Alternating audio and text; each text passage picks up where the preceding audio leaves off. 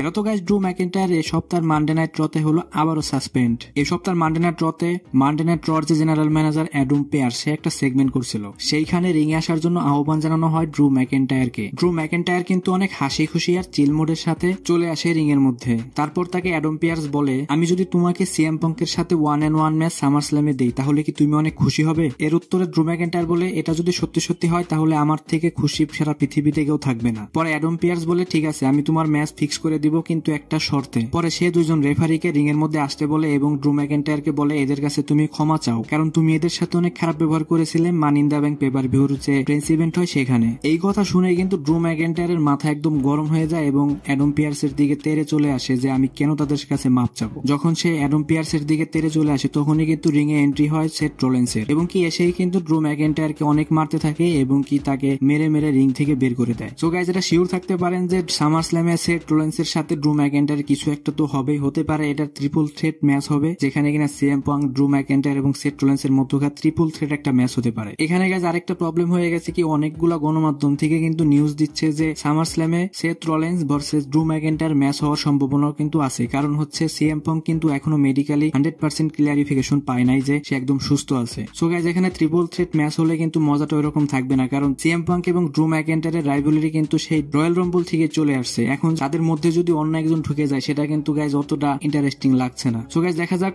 Summer slam কিন্তু আর মাত্র কিছুদিন পরে, দেখা যাক কাদের সাথে কার ম্যাচ হয়। নেক্সট কথা বলবো হোয়াইট সিক্স কে নিয়ে। সো গাইস, এই সপ্তাহের মানডে নাইট রতে সব থেকে স্পেশাল যে সেগমেন্টটা ছিল সেটা হলো হোয়াইট সিক্স এবং চ্যাট গেবলের মধ্যে যে সেগমেন্টটা হয় সেটা। প্রথমে চ্যাট গেবল রিংয়ে আসে এবং কি বো ডলেসকে রিংয়ে আসার জন্য আহ্বান জানাতে থাকে। সব থেকে অবাক করার বিষয় হলো বো ডলেস কিন্তু তার আহ্বানে চলেও আসে একদম একা। তারপরে কিন্তু পিছন থেকে চ্যাট গেবলের দুইজন গুন্ডা বো ডলেসের উপর আক্রমণ করে, তার সাথে কিন্তু চ্যাট গেবল তাকে মারতে থাকে। এত মারার পরেও কিন্তু বো ডলেসের মুখে কোনো আতঙ্ক বা কোনো ভয় বা কষ্টের কোনো ছাপ না দেখিয়ে সে কিন্তু হাসতে থাকে, লিটারালি হাসতেই থাকে। চ্যাট গেবল বারবার বো ডলেসকে বলতে থাকে ইটস নট এ ফানি। হঠাৎ করে কিন্তু পুরো এরেনা অন্ধকার হয়ে যায় এবং কি হোয়াইট সিক্স এর সমস্ত মেম্বার কিন্তু রিং এ চলে আসে। অতক্ষণে কিন্তু চ্যাট গেবল রিং থেকে পালিয়ে কোথায় চলে গেছে তার কোনো ঠিক ঠিকানায় নাই। সো গাইস, 2 থেকে 3 সপ্তাহ হয়ে গেছে আঙ্কেল হাউডি ডাব্লিউডাব্লিউ তে রিটার্ন করেছে, তারপরেও কিন্তু এই সপ্তাহের মতো স্পেশাল তাকে এখনো দেখানো হয় নাই। আজ থেকে 10 বছর আগে যখন আমরা ব্রে হোয়াইটের হোয়াইট ফ্যামিলি দেখতাম, তার সাথে কিন্তু কালকের যে সেগমেন্টটা হয়েছিল এবং কালকের যে পারফর্ম করেছে সেটার সাথে কিন্তু অনেকটা মিলে যায়। আমরা যারা অনেক আগে থেকে ডাব্লিউডাব্লিউ দেখি তারা কিন্তু হয়তো জানেন